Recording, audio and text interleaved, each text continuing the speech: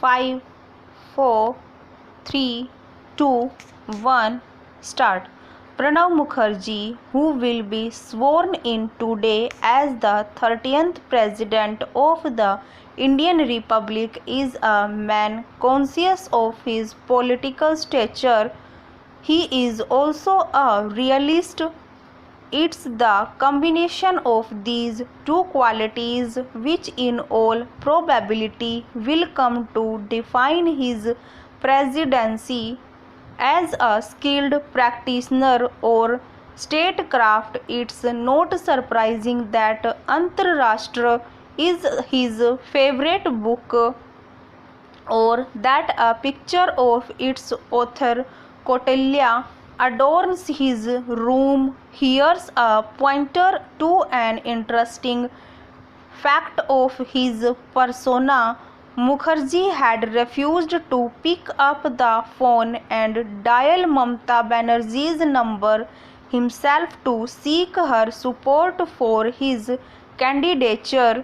Instead, he got his secretary and senior Congress leaders to line up an appointment to see her. The meeting, though, did not materialize.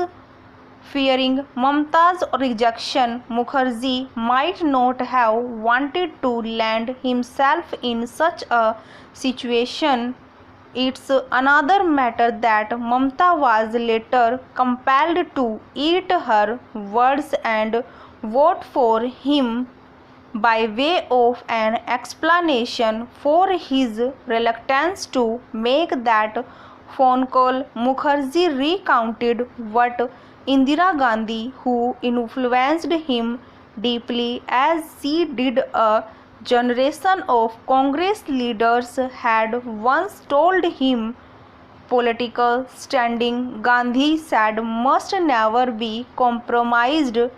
A 6 feet tall man could lose weight if he was not given enough to eat, but he could not and should not lose height. Pranav Mukherjee has also demonstrated a rare ability to read the writing on the wall.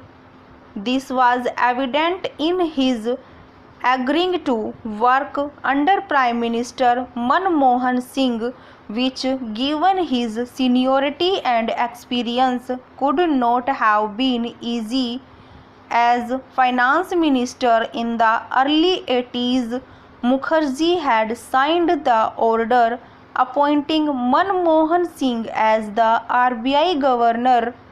Yet he stood solidly behind the PM as Singh increasingly resorted to running the government through GOMS and EGOMS, most of them headed by Mukherjee.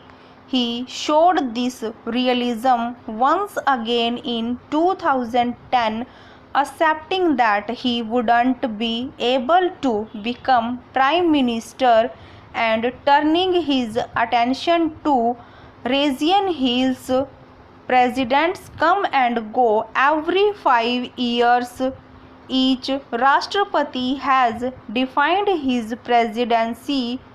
R. Venkataraman saw his presidency as an emergency light which automatically came on in a crisis and went off after it was over.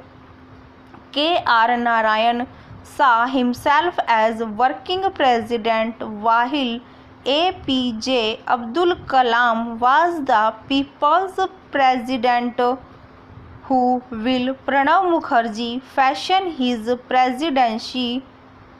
Will his tenure be like that of the first president Rajendra Prasad, who enjoyed a parity of stature with the then PM Jawaharlal Nehru and counseled the government on a host of issues? But while Rajendra Prasad often volunteered advice, even unsolicited to Nehru, Manmohan Singh is likely to informally seek Pranab Mukherjee's advice himself. There are 1,000 informal ways for a president to help the PM to extend the to which Pranab Mukherjee will be able to act as a friend, philosopher, and guide to the government, and even troubleshoot behind the scenes will depend on the kind of working relationship he and Manmohan Singh are able to establish in their stanza. Following the introduction of the newly drafted Land Acquisition, Resettlement and Rehabilitation Bill in the Lok Sabha in September 2011, the Parliamentary Standing Committee on Rural Development undertook a thorough review of the bill.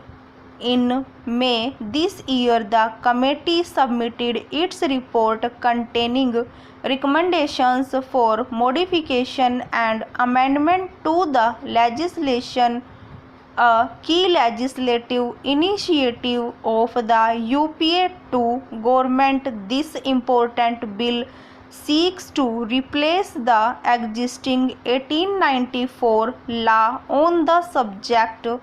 It entails a comprehensive revisit drawing upon the lessons of forced displacement and severely inadequate compensation that have characterized almost all past land acquisitions.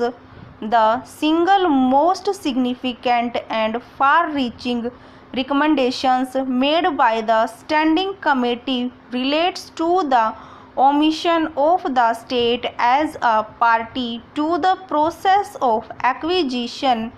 The committee, in its wisdom, believed that a party requiring land should negotiate the process of its purchase/acquisition directly with the owner without involving state agencies as arbitrator or intervener. Despite addressing the same subject matter, the legislative epicenter of this new bill is not the same or even similar to the existing law.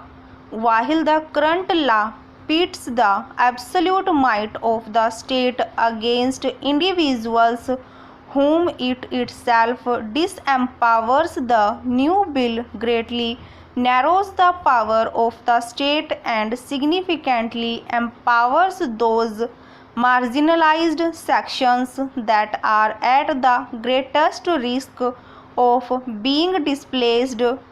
Over.